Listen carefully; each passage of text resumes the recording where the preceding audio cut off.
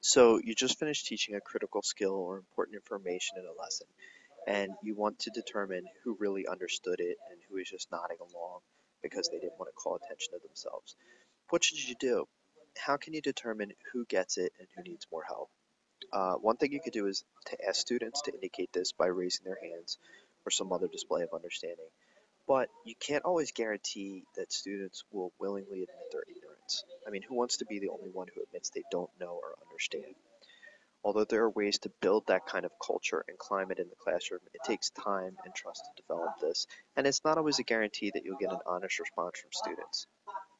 However, there are some other options that you can employ in your work with students that will help anonymize their responses to their peers and help you gain a better sense of what these students know and what they don't know.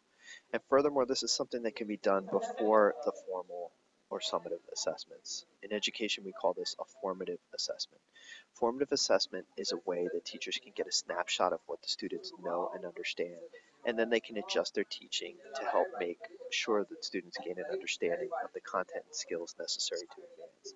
They can provide feedback for the students and make the necessary adjustments. There are many different methods of formative assessments that teachers can use, but one of the more fascinating and interactive methods is through using a program called Poll Everywhere. And this is the website for Poll Everywhere. Um, it requires you to create an account, and then from there you can create some polls, and we'll go through the process of how exactly to do that. But first, I'm going to give you some background about what Poll Everywhere is. It's an application that allows teachers to set up polls or questions that their students can answer or respond to using either a laptop or a mobile device. There are other ways for students to respond, and these can include sharing or embedding a link to the poll or responding through Twitter.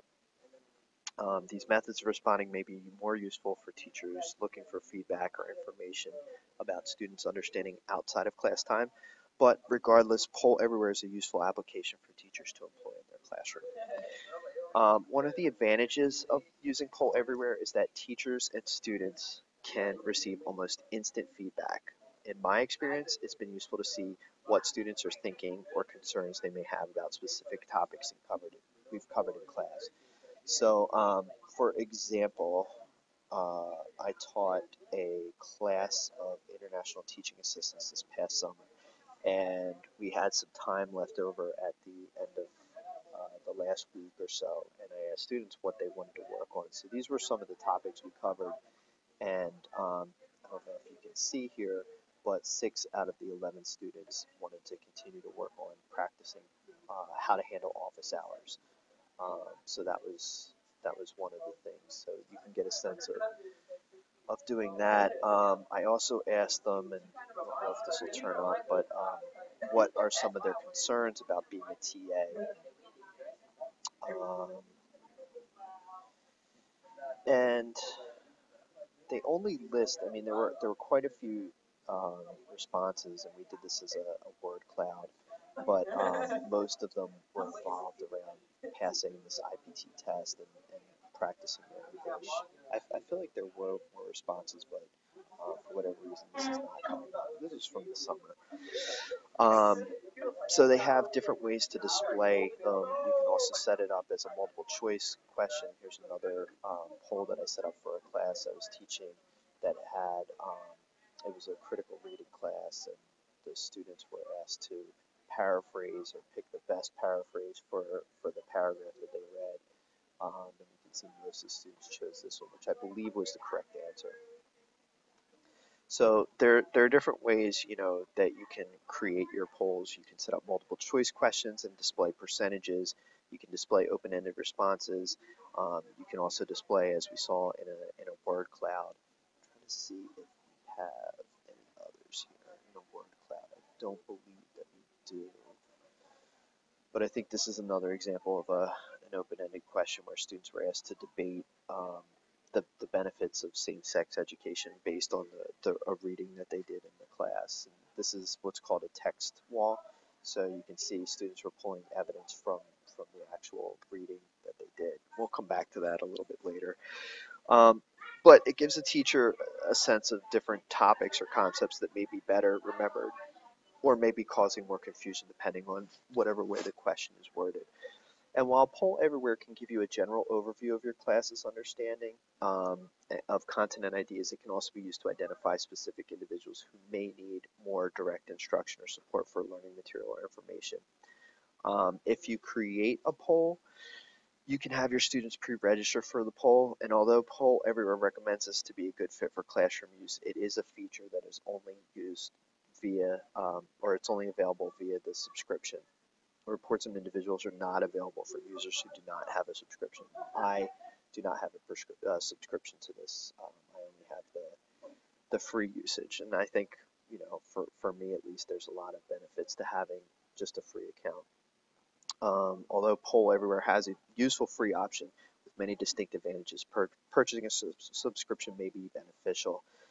One other feature in the paid section is that users can employ the profanity filter to prevent off-topic or inappropriate responses from being displayed. And I'll show you an example of this. I think it's in this one. We had one of the arguments against same-sex education. Let's see if they appear here. I got some off-topic responses from this poll. Will they appear? But I think it gives, obviously you hope that students won't respond inappropriately to the polls. And I think giving students the benefit of the doubt, talking to them about the purpose of using the poll is integral to ensuring that students take it seriously. But, if you have some wild cards or unpredictable students in your class, this may be a good benefit for you. Yeah, it's not coming up. Here's another one.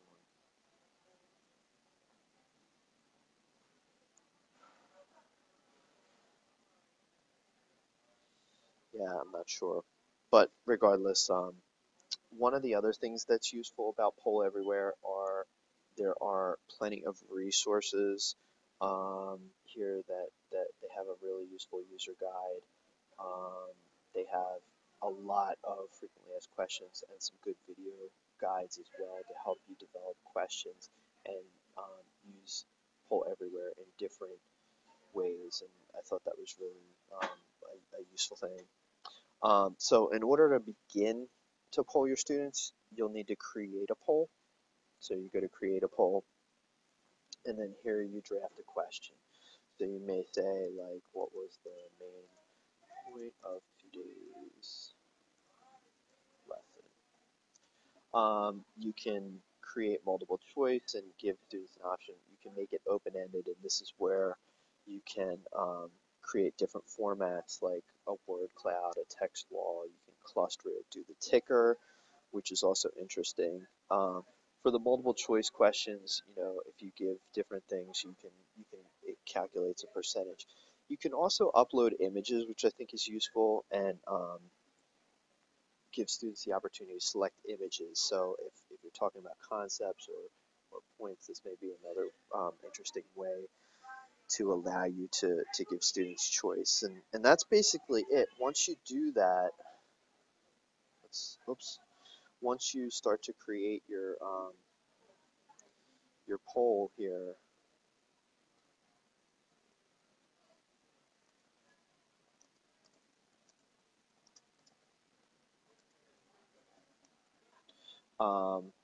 it will generate a text message number, um, and or a link, and they can respond there. And that's about it. Once the question is developed, it should produce a link, and students can do that. So, I've showed you some examples. Like, here's another example of a multiple choice poll where I, again, ask students to identify or paraphrase the topic sentence for a second paragraph.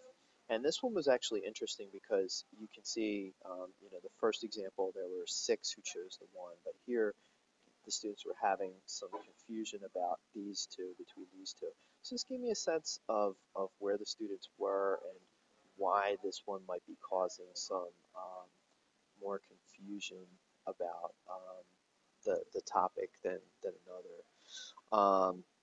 I've also used it, as I showed a little bit before, for a class debate.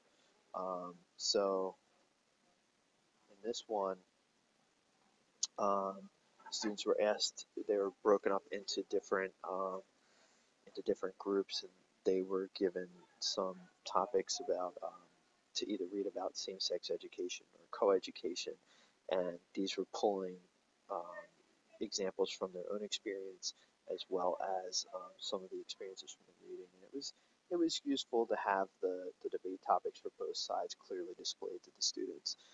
So I think there's a lot of different useful uses for this. It gave me a sense of, did the students do the reading or not?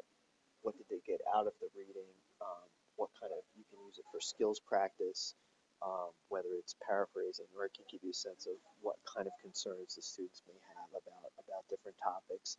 I think the fact that it's interactive and that students can get almost immediate feedback, and you as a teacher can get immediate feedback is another great benefit of this. We may often think of assessments as testing, but formative assessment is an integral part of the feedback cycle, and it's involved in learning. It's important to stop frequently and assess where your students are in the learning to understand how you need to adjust your teaching. And there are some great informal methods and means of checking your students' understanding.